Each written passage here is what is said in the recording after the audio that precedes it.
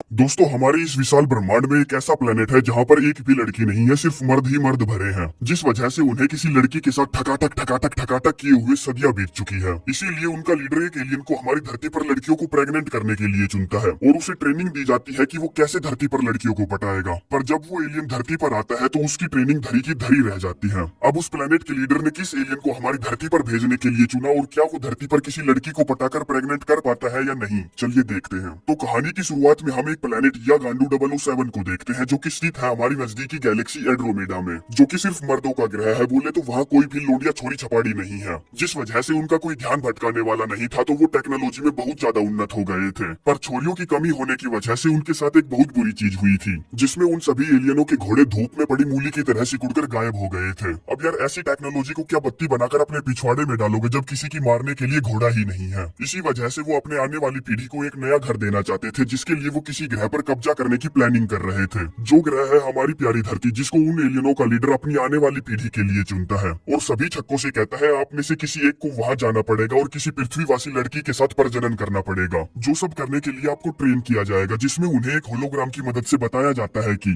धरती पर लड़कियों के प्रजनन अंग यहाँ होते हैं। बोले तो वो बच्चेदानी की बात कर रहा है। जहाँ तक पहुँचने का रास्ता बोले तो एक्सेस पॉइंट पृथ्वीवासी लड़कियों की बिल्ली है, जिसको मारे बिना वहां तक पहुँचना इम्पॉसिबल है। अगर आप में से किसी ने भी उस बिल्ली वाले रास्ते को छोड़कर अपना सामान कहीं और डाला तो पृथ्वीवासी लड़की प्रेग्नेंट नहीं होगी। जो सब करने से पहले आपको लड़की को पटाकर बेडरूम तक लाना होगा, जिसमें आप उन्हें कह सकते हैं कि आपकी खुशबू अच्छी है, आपके जूते बहुत स्टाइलिश हैं। जो सुनते ही वो लड़कियां एक ही झटके में आपसे पट जाएंगी। आगे एक एलियन जिसका नंबर 14141714 था, उसे एक होलोग्राम के सामने बैठाकर उसका टेस्ट लिया जाता है, जिसमें वो उससे कहता है आपके जूते बहुत स्टाइलिश है, मुझे पसंद आए। लड़की उसे थैंक यू बोलती है। 14141714 पूछता है क्या मैं अपने घोड़े को तुम्हारी गुफा के दर्शन करा सकता हूँ? वो कहती है हाँ, क्यों नहीं। जिससे होता तो कुछ नहीं, बस अब 14141714 पहला ऐसा खिलाड़ी बन चुका था जिसने 10 सेकंड के अंदर किसी लड़की को बजाने के लिए पटा लिया था। आगे लीडर उसे टेस्ट पास करने की बधाई देता है और पृथ्वी पर भेजने की तैयारी करता है। कहता है हमने तुम्हें पृथ्वीवासी औरतों के बारे में बहुत कुछ समझा दिया है, पर फिर भी तुम्हें अपनी बुद्धि और सूझबूझ का इस्तेमाल करके किसी की कोख में अपना बीज बोना होगा। और जिस हिसाब से तुमने 10 सेकंड के अंदर टेस्ट को पास किया है, उससे हमें विश्वास हो गया है कि तुम आसानी से किसी की भी ले सकते हो। तुम्हारा धरती पर नाम होगा निकोलस बवासीर और तुम्हें एक घोड़ा भी दिया जाएगा, क्योंकि बिना घोड़े के तो तुम किसी की मारने से रहे।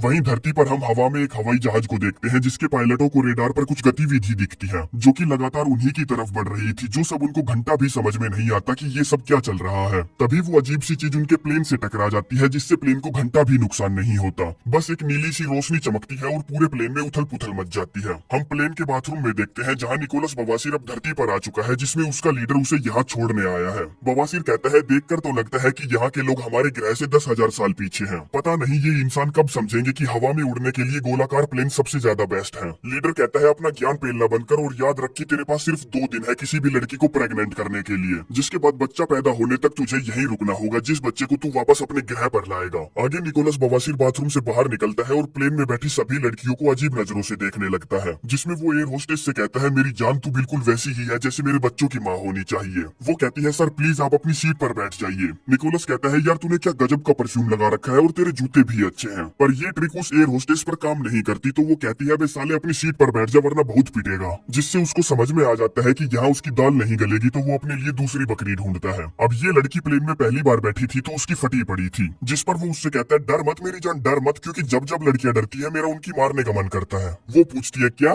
बवासीर कहता है आपके जूते बहुत अच्छे हैं और आपसे खुशबू भी बहुत अच्छी आ रही है। तो ये बताओ जहाँ तुम जा रही हो वहाँ किसी से अपनी मरवाने जा रही हो या ऐसे ही घूमने जा रही हो? वो कहती है मैं अपने पति से मिलने जा रही हूँ। जो सुनते ही बवासीर समझ जाता है कि ये बकरी भी उसके लिए नहीं बनी है। आगे अब प्लेन लैंड हो जाता है और निकोलस बवासीर जो अपने कर्तव्य का पक्का था, वो उस एयर होस्टेस के फिर से चेप हो जाता है, जिसमें वो पता नहीं उससे क्या बोलता है कि वो उसे एक जड़ देती है। जिसके बाद वो एक बैंक में पहुंचता है, जहाँ उसके लीडर ने अपनी टेक्नोलॉजी की मदद से वहाँ पहले ही उसकी जॉब के लिए अप्लाई किया हुआ था। इसीलिए उसे वहाँ एक झटके में जॉब मिल जाती है, जहाँ वो जिस भी लड़की को देखता है बस उसे पेलने के बारे में सोचता है। इसीलिए रात के टाइम वो अपने कलीग हेरल्ड के साथ एक नंगे क्लब में जाता है, जहाँ उसे एक लड़की पसंद आ जाती है, तो वो उसकी लेने के लिए उसे कमरे में ले जाता है, जहाँ उसका नकली का घोड़ा वाइब्रेट कर रहा था और उससे आवाज आ रही थी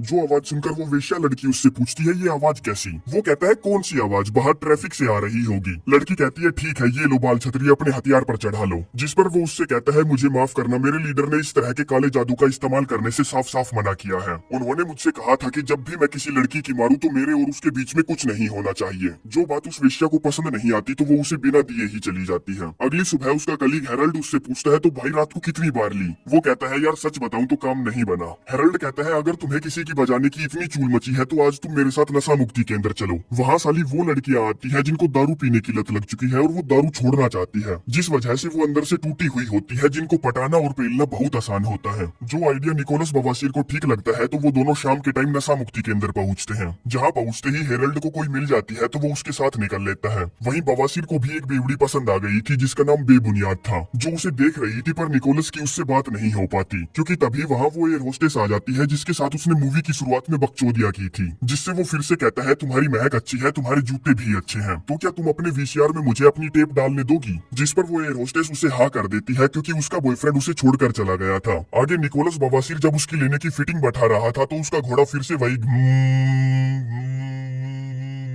जो आवाज सुनकर वो उससे पूछती है ये आवाज कैसी आ रही है तुम्हारी पैंट के अंदर से। वो कहता है अरे कुछ नहीं यार ये तो बस मेरे पैरों की आवाज है। जो सुनकर उसे एयर होस्टेस को कुछ झोल लगता है तो वो उसे अपनी बिना दिए ही वहाँ से भगा देती है। अगले दिन हम उस प्लेन को देखते हैं जिस प्लेन में निकोलस बवासीर धरती पर आया था। उस प्लेन में कुछ खराबियां आ गई थी तो एक ऑफिसर जिसका नाम बकासुर था उसकी जांच कर रहा था, जिसमें एक वीडियो रिकॉर्डिंग के दौरान उसे पता चलता है कि कोई उनकी धरती पर बिना बुलाए मेहमान की तरह घुस आया है। वहीं हम उस लड़की को देखते हैं जिसका नाम बेबुनियाद है, जो नशा मुक्ति केंद्र में अपनी शराब छोड़ने गई थी। वो बैंक में किसी काम से आती है जहाँ उसे निकोलस बवासीर मिलता है तो वो उसे पहचान लेती है कि ये भी नशा मुक्ति केंद्र में आया था। अब निकोलस बवासीर जिसने तोते की तरह बातों की रट लगा रखी थी वो कहता है तुम्हारी खुशबू अच्छी है, तुम्हारे जूते भी अच्छे हैं, तो क्या तुम मेरे साथ डिनर पर चलोगी। वो कहती है नहीं। जो सुनते ही बवासीर अपना काम करने में लग जाता है क्योंकि वो एक एलियन था और उसे नहीं पता था कि यहाँ की लड़कियों की ना में ही हाँ होती है और हाँ में ही ना। जिस पर वो उससे पूछती है अबे साले तू कौन से गोले से आया है, क्योंकि तूने मुझसे सिर्फ एक ही बार चलने के लिए पूछा और मैंने मना कर दिया तो तूने मुझे थोड़ी सी भी पटाने की कोशिश नहीं की।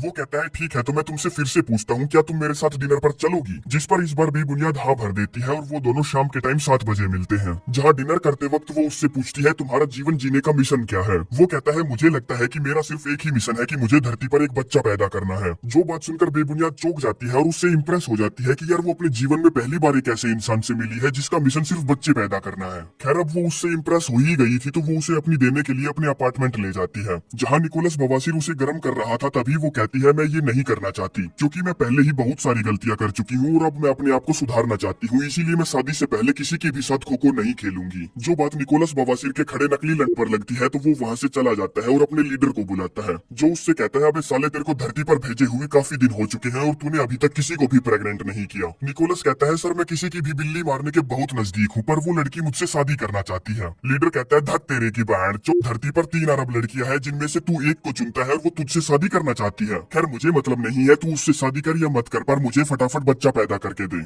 वहीं दूसरी तरफ हम ऑफिसर बकासुर को देखते हैं जो कि निकोलस बवासीर के प्लेन की जांच कर रहा था, जिसमें पूछताछ करने के लिए वो एयर होस्टेस को दबोच लेता है और पूछता है क्या तुमने प्लेन में कुछ अजीब सा महसूस किया था या कुछ ऐसा जो तुम्हारे साथ पहले कभी ना हुआ हो। वो कहती है हाँ एक अजीब सा बंदा था जिसका नाम निकोलस बवासीर था, वो मेरी मारना चाहता था और जब मैं उसको अपनी दे रही थी तब उसके घोड़े से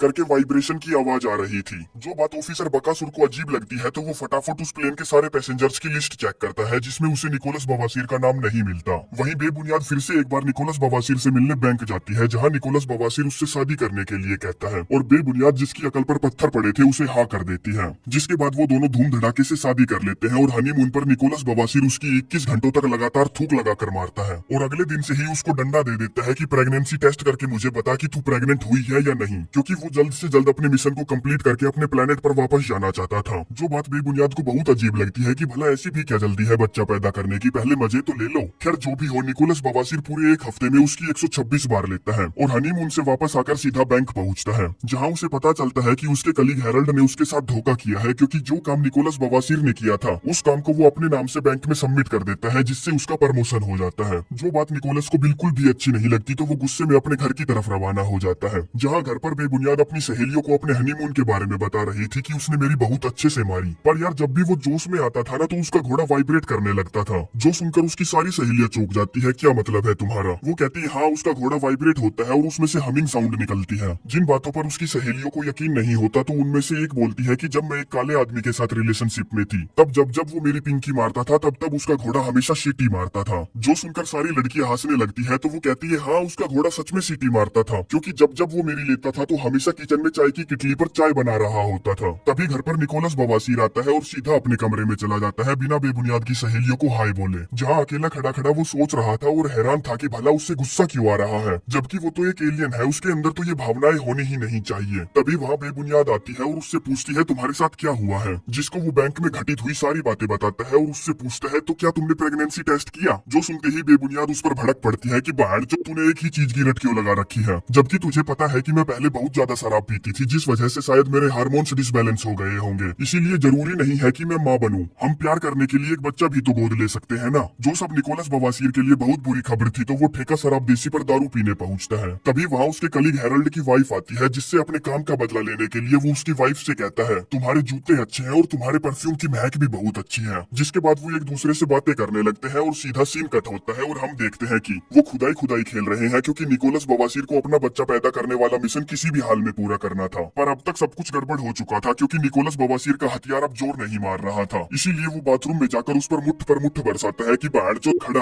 हो जा बाहर चो बेइज्जती मत करवा। जो सब करते हुए ऑफिसर बकासुर उसे देख रहा था, जिसको अब तक पता चल चुका था कि निकोलस बवासीर कौन है, तो वो उसकी फोटो खींच लेता है। जिसके बाद वो हेरल्ड की वाइफ से कहता है भाई मुझसे नहीं होगा, मुझसे नहीं ली जा रही। वो कहती है मुझे लगता है कि तू अपनी वाइफ को कभी धोखा नहीं दे सकता, इसीलिए तो तू घर जा रहा है। जो बात निकोलस को अजीब लगती है कि यार वो एलियन होते हुए भी अपनी वाइफ को धोखा नहीं दे पा रहा, ये कैसी भावना उत्पन्न हो रही है उसमें। खैर ये सब वो सोचता सोचता घर पहुंचता है, जहाँ वो देखता है कि उसकी वाइफ बेबुनियाद ठुमके लगा रही है। जिससे वो ठुमके लगाने की वजह पूछता है तो वो कहती है साले मैं प्रेग्नेंट हो गई। जो सुनकर निकोलस बवासीर बहुत ज्यादा खुश हो जाता है कि चलो उसका मकसद पूरा हुआ। आगे कुछ हफ्ते ऐसे ही बीत जाते हैं और एक दिन बेबुनियाद उससे कहती है क्या बात है, क्या हुआ है तुम्हारे साथ, जब से मैं प्रेग्नेंट हुई हूँ तुम मेरी मार ही नहीं रहे हो। जिस पर वो उसे कोई जवाब नहीं देता और उसे उठाकर अल्ट्रासाउंड कराने ले जाता है, जहाँ डॉक्टर जब उसके पेट में पल रहे बच्चे को देखते हैं तो उसकी फटकर 464 हो जाती है, क्योंकि आज तक उसने 3 हफ्ते का बच्चा इतना बड़ा नहीं देखा था, जो कि लगभग 5 महीने का लग रहा था। वहीं ऑफिसर बकासुर अपने सीनियर को एलियन निकोलस बवासीर के बारे में सब कुछ बता देता है कि वो एलियन हमारे ग्रह पर लड़कियों के साथ चोदम मचाने और बच्चे पैदा करने आया है। जिन सब बातों पर उसके सीनियर्स को यकीन नहीं होता तो वो उस पर हंसते हैं और कहते हैं कि साले तेरी सटक गई है। वहीं अब तक कुछ हफ्ते और बीत चुके थे, बोले तो बेबुनियाद के पेट में अब 5 हफ्तों का बच्चा था, पर वो अपना पेट 9 महीने के भटूरे की तरह फुलाकर घूम रही थी। जिसमें क्रिसमस पर निकोलस बवासीर उसे एक बच्चे का झूला गिफ्ट करता है, जो बेबुनियाद को बहुत पसंद आता है, और इतने में ही उसका पानी टपकने लगता है। बोले तो वो अपने बच्चे को जन्म देने वाली थी, जिसमें निकोलस फटाफट गाड़ी को फुल स्पीड से भगाकर हॉस्पिटल पहुंचता है, जहां उसकी डिलीवरी के वक्त उस रूम में 20 से 25 डॉक्टर मौजूद थे, क्योंकि धरती पर ऐसा पहली बार हो रहा था कि 5 हफ्ते के बच्चे की डिलीवरी की जा रही हो। तभी बेबुनियाद फुचुक से बच्चे को बाहर निकाल देती है, जिसको बवासीर अपने हाथों में उठाता है तो पिघल जाता है। फिर वो बेबुनियाद की तरफ देखता है, जो अपने बच्चे को देखकर बहुत ज्यादा खुश नजर आ रही थी, जिसे देखकर वो फैसला करता है कि वो अपने ग्रह पर वापस चला जाएगा बच्चे को बेबुनियाद के पास छोड़कर, क्योंकि वो अब एलियन दिमाग से नहीं इंसानी दिल से सोचने लगा था। इसीलिए वो उसे बिना कुछ बताए वहाँ से गोली हो जाता है, जहाँ अपने प्लेनेट पर अब वो लोगों को ट्रेनिंग दे रहा था कि तुम लोग जब धरती पर जाओगे तो तुम्हें लड़कियां कैसे पटानी है, कैसे उनकी कोख में अपना बीज बोना है। जिस सबके बीच उसको बार बार बेबुनियाद की बहुत याद आ रही थी, तो वो उन सभी से कहता है हमारे अंदर एक बहुत बड़ी कमी है इमोशन की, हमें इंसानों से एक दूसरे को प्यार करना सीखना होगा, हमें धरती पर कब्जा करने की कोई जरूरत नहीं है, जबकि हम उनके साथ मिलकर रह सकते हैं। जो सारी बातें लीडर के लिए विद्रोह जैसी थी, तो वो निकोलस बवासीर को गिरफ्तार करवा देता है, जिसमें जब सिपाही उसे थाने ले जा रहे थे तब वो देखता है कि उसका बच्चा भी यहीं पर है, जिसको देखकर वो समझ जाता है कि उसका लीडर उसके बच्चे को उसकी इजाजत के बिना यहाँ ले आया है। जिस पर वो उन सैनिकों से थोड़ी सी झड़प करता है और उस बच्चे को उठाकर धरती पर पहुंच जाता है और जाकर बेबुनियाद से मिलता है, जो अपने बच्चे को फिर से देखकर बहुत ज्यादा खुश हो जाती है और उसे अपनी सहेलियों को देकर रूम से बाहर भेज देती है। जिसके बाद वो निकोलस से पूछती है तुम कहाँ चले गए थे, तुमने मेरे बच्चे को मुझसे अलग क्यों किया।